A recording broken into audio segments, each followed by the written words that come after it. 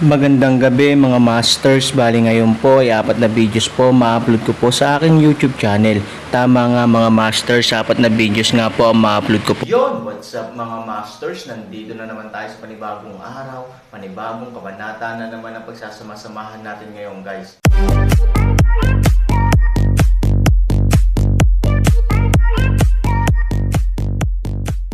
Bali mga masters, kung bago ka pa lang po sa aking YouTube channel, please click the subscribe button, lalong-lalo na po yung notification bell guys, para maging connected pa rin tayo sa isa't isa at maging updated kayo sa mga susunod ko pang video.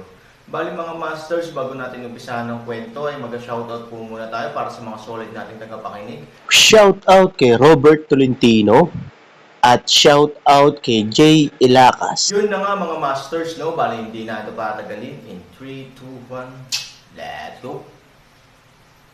Mga master, magbabalik tayo sa pag-upload ng 4 na videos everyday simula ngayon araw. Salamat sa solid na pagsuporta mga master. Pag-uwi, mukhang marangal si Aaron na nakaupo sa sofa sa sala. Alam ni Ivory na may seryosong bagay at hindi siya nang ahas na istorbohin ang Aaron ng madali. Sa kasalukuyan, para sa Aaron, ang sitwasyon ay lampas sa kanyang kontrol, dahil hindi niya maramdaman ang pag-iral ng kabilang partido, na nangangahulugang magagawa ng kabilang partido ang anumang gusto nila sa kanyang paningin at gumawa ng anumang bagay na hindi pabor sa kanya, at siya walang paraan para pigilan ang sitwasyong ito.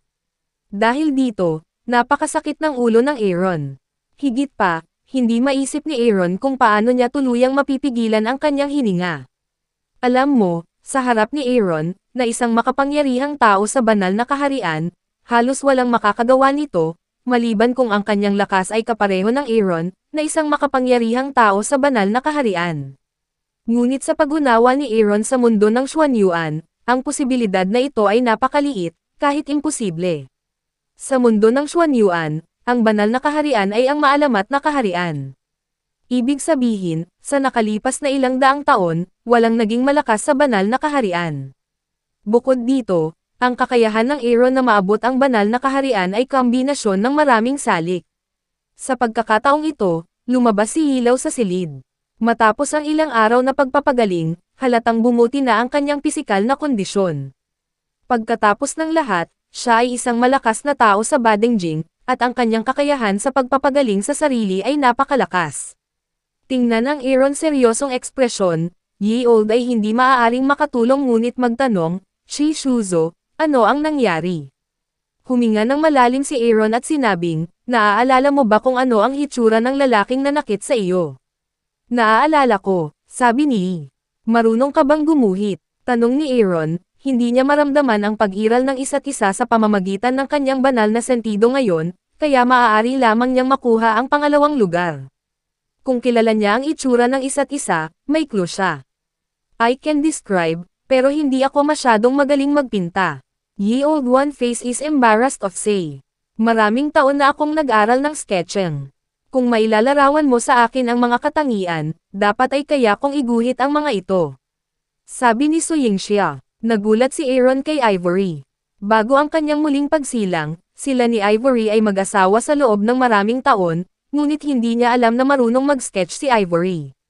Bakit, hindi ka naniniwala sa akin? Tingnan Aaron isang mukha aksidente ng pagtingin sa sarili, suying tag-araw ngumuso ng bibig upang sabihin. Umiling si Aaron at sinabing, hindi ako naniniwala. Ilang aksidente lang. Kung titingnan ang hitsura ni Aaron, parang wala siyang ideya na mayroon siyang ganoong mga kasanayan. Hindi mapigilan ni Ivory na magtanong, tumigil na ba ako sa pag-sketch sa hinaharap? Si Ivory ay laging may pangarap sa kanyang puso, iyon ay ang maging isang master ng sketch. Ngunit mayroong isang tiyak na agwat sa pagitan ng panaginip at katotohanan. Nang umalis siya sa kolehiyo at nakipag-ugnayan sa lipunan, nahaharap siya sa problema ng kaligtasan. Bago lumitaw ang Aaron, napakahirap ng buhay ni Su, kaya kinailangan ni Ivory na talikuran ang kanyang pangarap. In the future, you should give up, but now, you can do whatever you want. Sabi ni Aaron. Ang mga salitang ito ay naririnig ni Ivory na naiintindihan, dahil alam niya ang Aaron na isinilang na muli, ngunit ang matanda na si Yi ay nakakaramdam ng kaunting ambon. Minsan sa hinaharap, ang dalawang salitang ito ay magkakasama, kung paano hindi komportable. Nang dalhin ni Ivory ang panulat at papel, sinimulan ng matandang Yi na ilarawan si Ivory sa kanyang alaala sa lalaki. Hindi siya inistorbo ni Han Sanchen. Matapos ang mahigit kalahating araw na rebisyon, sa wakas ay natapos na ang portrait. Ang mga tao sa larawan ay nagbigay kay Han Sanchen ng isang malakas na pakiramdam ng pagiging pamilyar. Sigurado siyang nakita na niya ang lalaking ito sa isang lugar. Ngunit saglit, hindi niya maalala. Shish Uzo, kilala mo ba ang lalaking ito? Tanong ni Old Yi. Napakunot ng noo si Aaron, at ang alaala sa kanyang isipan ay parang alon, na patuloy na nagbabago.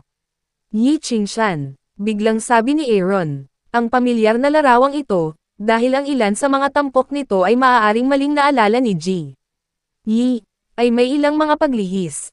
Gayunpaman, makikilala pa rin ni Aaron na ang taong ito ay si Yi Qingshan. Si Xuanyuan ang pinakamahusay na guro ng kaharian ng Xia sa mundo. Hindi inaasahan ni Aaron na magiging siya ang lalaki mula sa mundo ng Xuanyuan. Shish Uzo, sino si Yi Qingshan? Hindi na makapaghintay ang matandang Yi na magtanong. Si Xuanyuan ang pinakamakapangyarihang tao sa kaharian ng Xia sa mundo. Paano siya lilito dito? At sa lakas niya, paano niya may tatago ang kanyang hininga sa ilalim ng aking mga mata? Sabi ni Aaron, kinakagat ang kanyang mga ngipin sa likod. Si Yi Qingshan ay isang master lamang. Sa mundo ng Xuanyuan, bagamat ito ay nangingibabaw sa mundo, ito ay parang isang nunal na langgam sa mata ni Aaron. Ang tanong na ito, sina Yi Lao at Su Yingxia ay hindi kwalipikadong sagutin ang Aaron, kaya nanahimik sila. Kinuha ni Aaron ang larawan at paulit-ulit na kinumpirma na hindi si Yi Qingshan. Sino pa kaya ito? Nangangahulugan ba ito na bigla siyang nakapasok sa Divine Realm, kaya hindi siya naramdaman ng Divine Consciousness ni Aaron? Pero paano kaya? Bagamat maraming bagay ang nagbago pagkatapos ng muling pagsilang, ang banal na kaharian ay hindi madaling masira.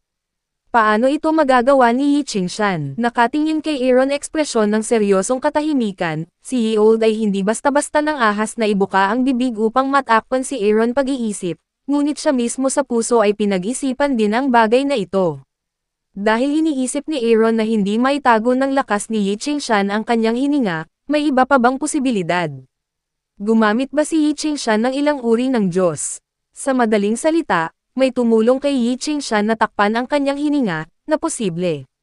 Pagkaraan ng mahabang panahon, huminga ng malalim si Aaron at sinabing, ito ay isang malaking gulo. Kaya niyang itago ang kanyang hininga para hindi ko siya mahanap, ibig sabihin ay magagawa niya ang lahat ng gusto niya sa akin. Wala na bang ibang paraan? Tanong ni Ivory. Umiling si Aaron. Maliban kung si Yi Qingshan ay handang magpakita, kung hindi, napakahirap na hanapin siya, dahil maaari niyang baguhin ang kanyang hitsura kung gusto niya. Sa kasong ito, kahit na pumasa siya sa Aaron, maaaring hindi siya mahanap ng Aaron. Shish Uzo, posible bang takpan niya ang kanyang hininga sa tulong ng isang bagay o kung sino? Sinabi ng matandang Yi ang kanyang hula. Ngunit ang ganitong uri ng haka-haka ay hindi makakatulong sa kasalukuyang sitwasyon, dahil ang problema ay ang focus ay hindi sa kung paano ginawa ito ni Yi Qingshan, ngunit sa Aaron, walang paraan upang mahanap siya. It doesn't matter. Kailangan kong gumawa ng paraan para mahanap siya. Natapos ang Aaron at tumingin kay Ivory. Iniisip ni Ivory na espesyal na tinitingnan ni Aaron ang kanyang sarili. Dapat may sasabihin siya, kaya nagtatanong siya, kahit anong gusto mong gawin ko. Walang choice si Han Sanchen kundi ngumiti. Ang dahilan kung bakit niya nakikita si Ivory ay dahil gusto niyang pumunta sa Changqi upang makita ang sitwasyon ng Space Tunnel. Siya nga pala, maaari din niyang pag-usapan ang bagay na ito kay Fei Lingsheng. Ngunit ang kasalukuyang kalagayan ni Ivory, ay hindi rin alam kung matatanggap ang kapangyarihan ng pagyanig ng suporta. Aalis ako saglit sa Cloud City, at kailangan kitang isama. Sinabi ni Aaron na kung umalis siya sa Ivory, si Yi Qingshan ay malamang na hindi pabor kay Ivory, na hindi kailanman gustong makita ni Aaron. Oo, si Ivory, na may mga lumilipad na kilay, ay nagsabi, kukunin ko ito bilang isang paglalakbay. Hindi mo alam, mula sa maliit hanggang sa malaki, ilang beses na akong umalis sa Yuncheng, lalo na sa mas malayong lugar. Ikaw ay patuloy na manatili dito upang magpagaling, at pagkatapos ay bumalik sa Apocalypse pagkatapos na ang pinsala ay ganap na gumaling. Ibinaling ni Han Sanchen ang kanyang ulo at sinabi kay Yilaw na bagaman ang pinsala ni Yilaw ay gumaling ng higit sa kalahati, hindi pa rin siya gumaling pagkatapos ng lahat, at tanging sa Hillside Villa lamang siya makakakuha ng mas mataas na paggaling. Itinuring na ni Old Ye si Aaron bilang kanyang tiyuhin, kaya dapat niyang sundin ang kanyang sinabi. Huwag kang mag-alala, Tito. Ako na ang bahala sa bahay mo, sabi ni Yi. Kung ganoon, alis na tayo, sabi ni Aaron kay Ivory. Tuwang-tuwa si Ivory. Bagamat hindi niya alam kung saan siya dadalhin ng Aaron, isang masayang bagay para sa kanya ang umalis sa Yuncheng at makita ang labas ng mundo. Hindi ba kailangan mong mag-impake? Tanong ni Ivory. Hindi, basta may pera ka, kahit anong problema ay kayang lutesin. Aaron liwanag na paraan, ito ay ang bentahe ng pera, ay maaaring gumamit ng pera upang bumili ng mga bagay, kung saan kailangan din upang linisin. Tot, napakayaman, sabi ni Ivory na nangungunot ang bibig. Han 3,000 magaan ng ngiti. Nang magpasya silang nagsimula sila kaagad. Pagkatapos umalis sa Yandengshan Villa area, may kakaibang pakiramdam si Aaron sa kanyang puso. Palagi niyang nararamdaman na may nakatitig sa kanya sa dilim, ngunit kapag ginamit niya ang kanyang divine sense para makaramdam, walang malapit. Ito marahil ang anino sa kanyang puso na dulot ng kanyang kawalan ng kakayahan na kontrolin ang kinaroroonan ni Yi Qingshan. Ang Aaron ay walang masyadong pakialam sa problemang ito. Hanggat kasama niya si Ivory, hanggat masisiguro niya ang kaligtasan ni Ivory, hindi ito malaking problema para sa Aaron. Bukod dito, kahit na gusto ni Yi Qingshan na harapin siya, hindi siya pupunta sa Dao 12 Muyang at ibang tao para sa gulo. Pagdating niya sa airport, halatang kinakabahan si Ivory, dahil sinabi niya noon na kahit ilang beses siyang umalis sa Cloud City ay kakaunti lang. Maaaring hulaan ng Aaron na si Ivory ay hindi pa nakasakay sa eroplano. Kung ikukumpara sa roller coaster, mas stable ang eroplano. Hindi natatakot ang roller coaster. Takot ka pa bang lumipad? Nakangiting sabi ni Aaron kay Ivory. Si Ivory ay talagang may kaunting takot sa kanyang puso. Pagkatapos ng lahat, ito ay isang bagay na lumilipad sa langit. Kapag nagkaroon ng anumang aksidente, malamang na mamamatay siya. Ang rate ng pagkabigo ng sasakyang panghimpapawid ay dapat na napakababa, tama? Casual na tanong ni Ivory. Oo naman. Aaron puso ng isang ngiti, kung ang rate ng pagkabigo ng eroplano ay mataas, na maglakas loob na lumipad. Matapos sabihin ang dalawang salitang ito, biglang namutla ang ngiti ni Aaron. Ang natural na rate ng pagkabigo ng sasakyang panghimpapawid ay talagang hindi mataas, at bago lumipad ang bawat paglipad, magkakaroon ng mga pagsusuri upang matiyak na ligtas na umaandar ang sasakyang panghimpapawid. Gayunpaman, ito ay isang normal na sitwasyon na walang panlabas na puwersang panghihimasok. Kung may external force interference, walang nakakaalam kung ano ang mangyayari. Halimbawa, ang track ng roller coaster. Isipin ito, Aaron ang humabol sa kamay ni Ivory, tumayo, handang umalis sa paliparan, ano na. Natatakot ako, ngunit hindi ako natatakot na umupo. Hindi ba ako uupo? Tinanong ni Ivory ang Aaron. Kung bumagsak ang eroplano, magagarantiyahan ng Aaron kaligtasan niya at ni Ivory, ngunit ang ibang mga pasahero ay magiging kasangkot dahil sa kanya, kaya nagbago ang isip ni Aaron.